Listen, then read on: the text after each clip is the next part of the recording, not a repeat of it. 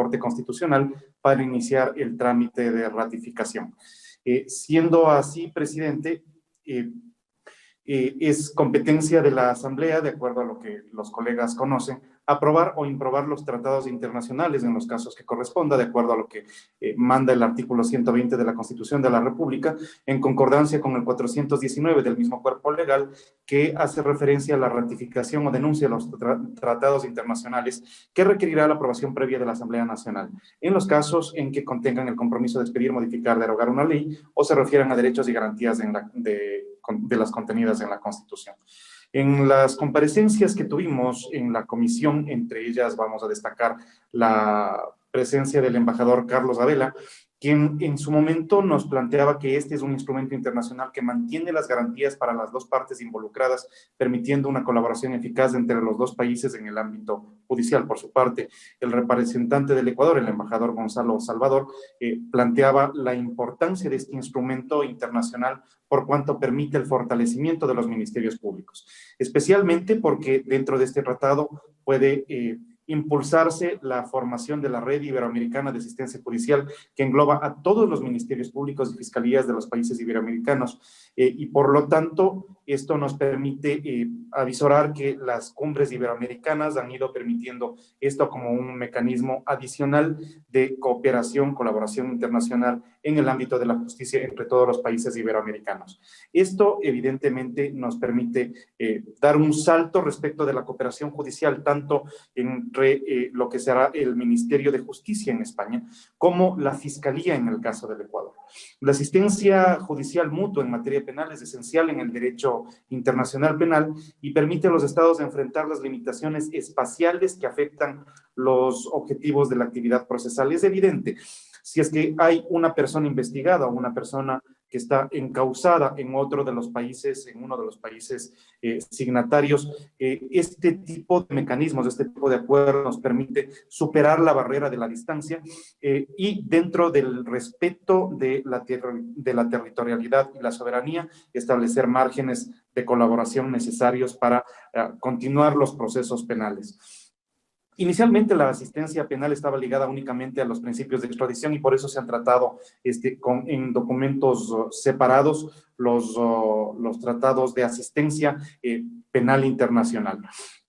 Se establecen en este tratado los límites de la asistencia judicial, por lo que el instrumento internacional deja claramente señalado que no se faculta a ninguna de las autoridades de las partes a ejercer en el territorio de la otra funciones que están exclusivamente reservadas a la autoridad, a las autoridades pertinentes. De igual forma, el artículo 6, y esto es posiblemente el sumum de lo que suele ser el análisis de constitucionalidad que emite la Corte. El artículo 6 permite la denegación de cualquier solicitud de asistencia judicial que en cualquier momento pudiera significar un perjuicio para la soberanía de alguno de los Estados miembros en este instrumento. En consecuencia, se puede negar las solicitudes de investigación o procesamiento de una persona por causas específicas como etnia, sexo o cualquier otra índole que tenga como intención la discriminación. En definitiva, este es un instrumento internacional que facilitará la prestación de asistencia judicial en materia penal entre ambos países, con lo que se promueve la seguridad jurídica en las relaciones mutuas y diplomáticas. Este tratado regula la prestación de asistencia judicial mutua en procedimientos de índole penal que tengan lugar en alguna de las partes, para este caso España o Ecuador, estableciendo las modalidades de dicha asistencia, así como las particularidades de su procedimiento. El ámbito de aplicación del tratado incluye la asistencia en delitos contra la legislación relativa a impuestos, derechos de aduana, control de cambios y otros asuntos fiscales. Es un instrumento internacional que no será aplicable a la detención de personas con fines de extradición y a la ejecución de sentencias penales. Esto garantiza la soberanía de ambos países en materia de extradición y se prestará la asistencia con independencia de que el hecho que motive la solicitud constituya o no delito respecto de las leyes del Estado requerido. Entre las distintas modalidades de asistencia judicial se encuentran la comparecencia de los testigos y expertos en el territorio de la parte requerida, la notificación de documentos, la obtención de pruebas, la localización e identificación de personas y objetos, el traslado de detenidos para comparecencia, la videoconferencia y la adopción de medidas cautelares. Como ustedes podrán ver, este es un instrumento que está bastante a tono con lo que venimos discutiendo en la ley de extinción de dominio. Esto es lo que está pasando en el mundo. Los países colaboran en la persecución de gente que ha tenido problemas con la justicia en términos especialmente de los bienes del Estado. En tal sentido, presidente y colegas, me permito, en representación de la Comisión Permanente de Soberanía, Integración, Relaciones Internacionales y Seguridad Integral, plantearle al Pleno la recomendación para aprobar el Tratado de Asistencia Judicial en materia penal entre la República del Ecuador y el Reino de España, y lo elevo a moción. Gracias, presidente.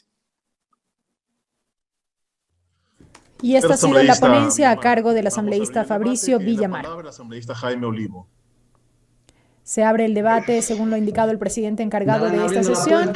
y ahora mismo se otorga el uso de la palabra al asambleísta Jaime Olivo, asambleísta por Cotopaxi. Compañeros asambleístas, buenas tardes. Creo que es muy importante este instrumento internacional de ratificación y de aprobación por parte de la Asamblea Nacional, puesto que nosotros conocemos y sabemos